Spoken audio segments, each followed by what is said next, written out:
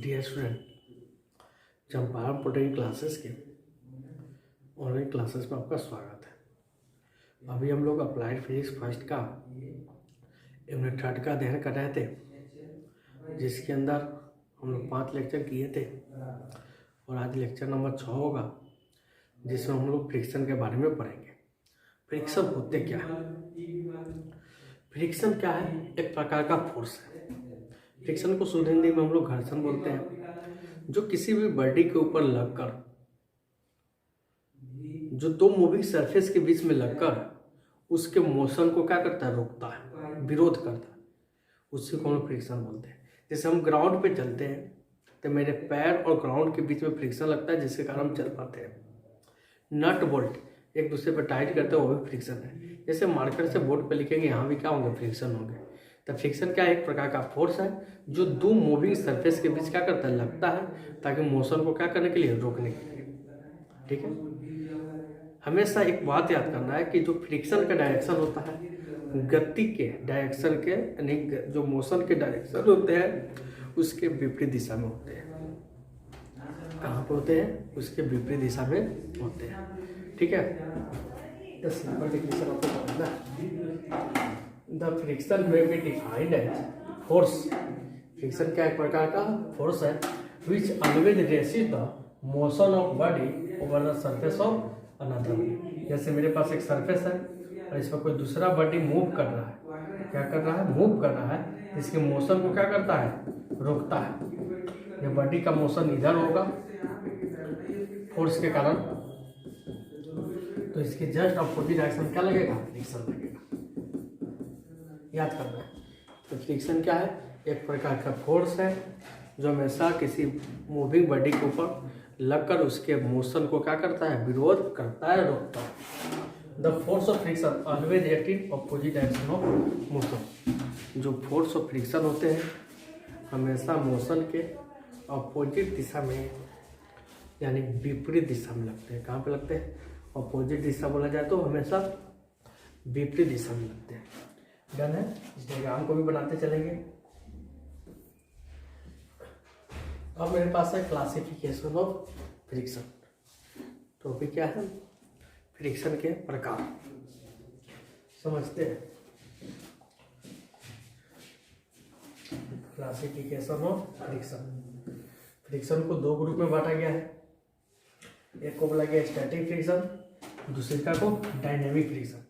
Dynamic friction को ही kinetic friction बोला जाता है।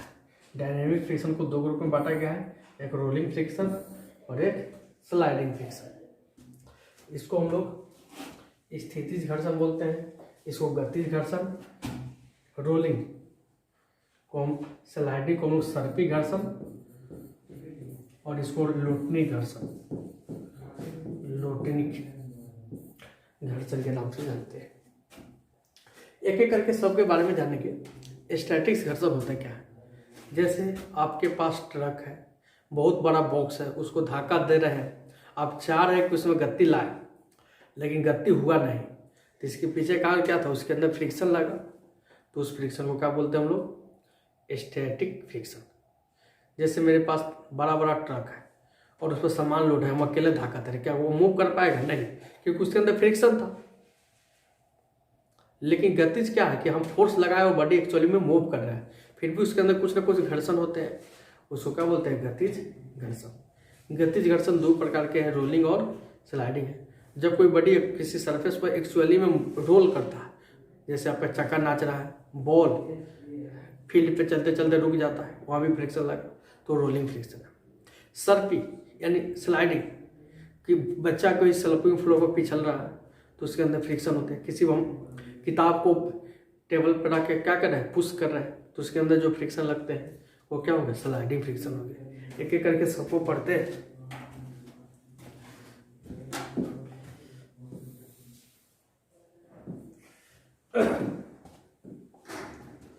टॉपिक है static friction. The force of friction that comes into play. वैसा फ्रिक्शन जो रोल में आता है। कम्स इनटू प्ले का मतलब जो रोल में आता है, भूमिका में आता है। When body tends to move, tends का मतलब चाहता है, move over the surface of another body but actual motion is not started is called static friction.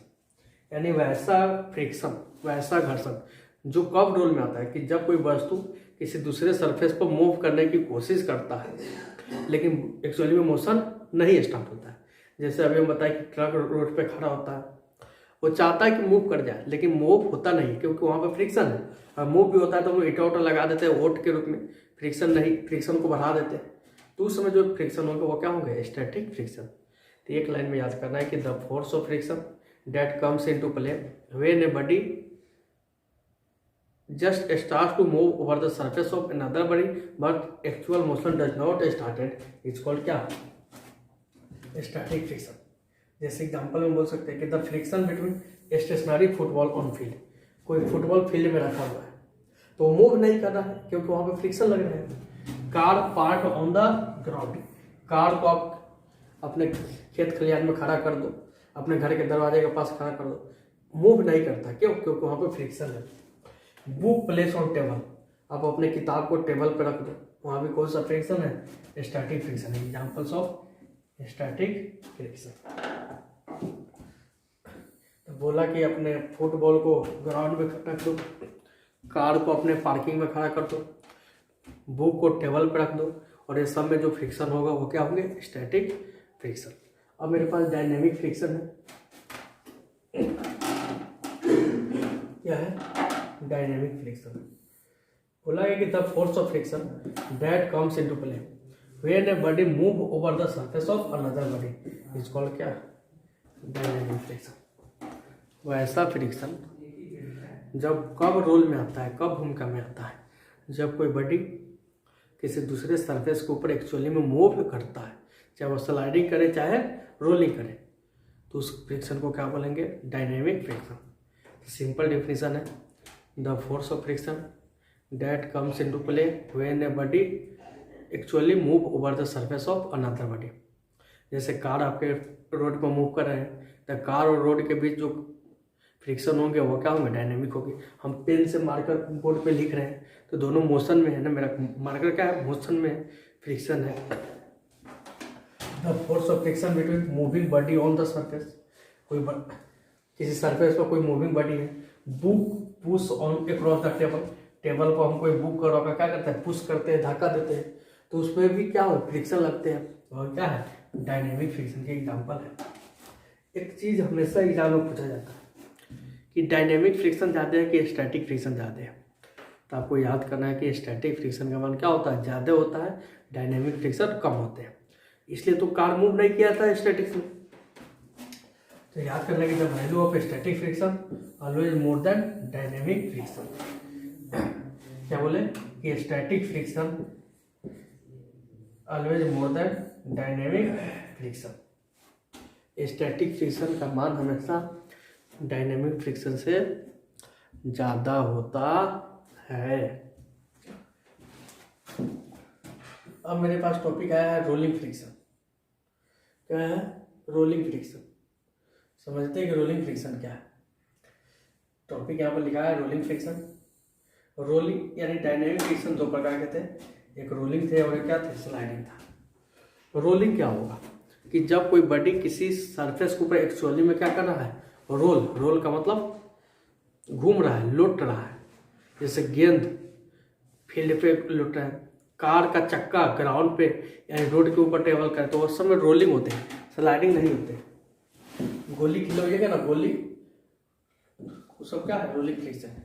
आपके साइकिल का चक्का रोड पे क्या है, रोलिंग फ्रिक्शन। तो बोला कि the force of friction that comes into play when a body actually roll का मतलब लुटता है over the surface of another body is called क्या, rolling friction. Rolling of ball, वही पता है, एक बॉल है जो ग्राउंड पे क्या कर रहा है, रोल कर रहा है। Running of ball on ground, rolling of ball on ground लिख सकते हैं, एक ही वो लिखो, कोई एक ही लिखेगा। Rolling of ball on ground, rolling of wheel on road, यानी आप अपने चक्का, व्हील का मतलब क्या होता है, चक्का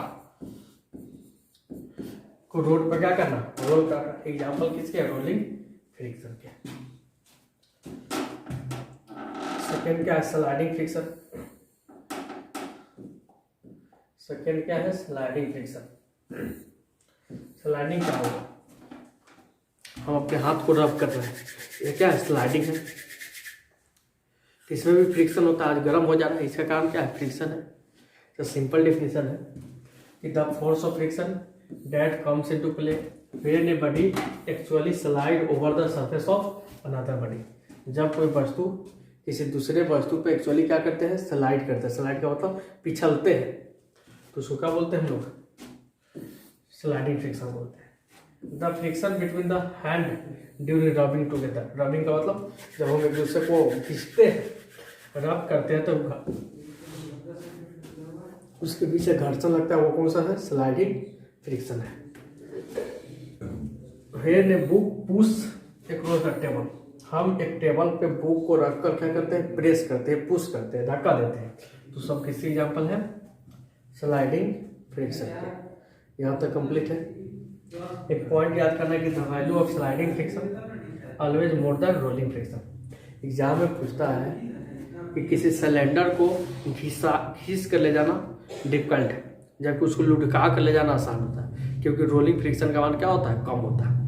इसलिए देखते होइएगा ना, सिलेंडर वाला जो गैस सिलेंडर होता है उसको लुढ़काता है, रख दिया, गिरा दिया, लुढ़का के ले जाता है। लुढ़का का मतलब घुमा घुमा के ले जाता है, तो ये क्या है?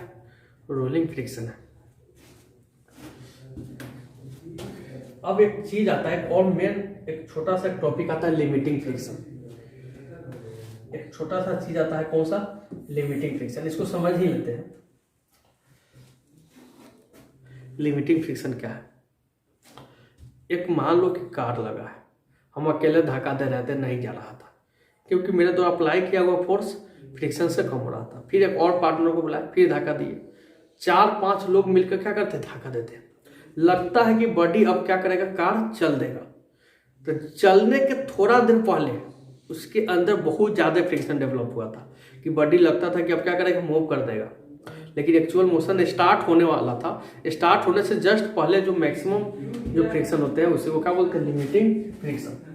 तो लिमिटिंग फ्रिक्शन कब होगा? जब वस्तु अभी मोशन में गया नहीं था, अभी मोशन स्टार्ट करने वाला था, तो जो स्टैटिक फ्रिक्शन का अधिकतम मान था उसी को क्या बोलेंगे? Limiting friction. तो the maximum value of static friction याद करके रखना है। The maximum value of static friction, the maximum value of static friction that comes into play when a body just tends to move over the surface of another body. लगता है कि body क्या करेगा? अब जस्ट ही move कर जाएगा, उस समय जो मैक्सिमम वैल्यू रहा होगा उसी को क्या बोलेंगे? Limiting friction. याद करके रखेंगे कि लिमिटिंग फ्रिक्शन क्या है? कि जब बॉडी लगता है कि हम अब मूव कर जाएंगे, तो उस समय जो मैक्सिमम वैल्यू होगा फ्रिक्शन का उसी को क्या बोलेंगे हम लोग? Limiting friction. आज बस इतना ही। हम नेक्स्ट लेक्चर में मिलते हैं, जहाँ पे हम लॉ ऑफ फ्रिक्शन के बारे में पढ़ेंगे, एडवांटेज ऑफ फ्रिक्शन पढ़ेंगे, डिसएडवांटेज ऑफ फ्रिक्शन पढ़ेंगे। बस आज के लिए इतना ही। मिलते हैं हम नेक्स्ट लेक्चर में। धन्यवाद।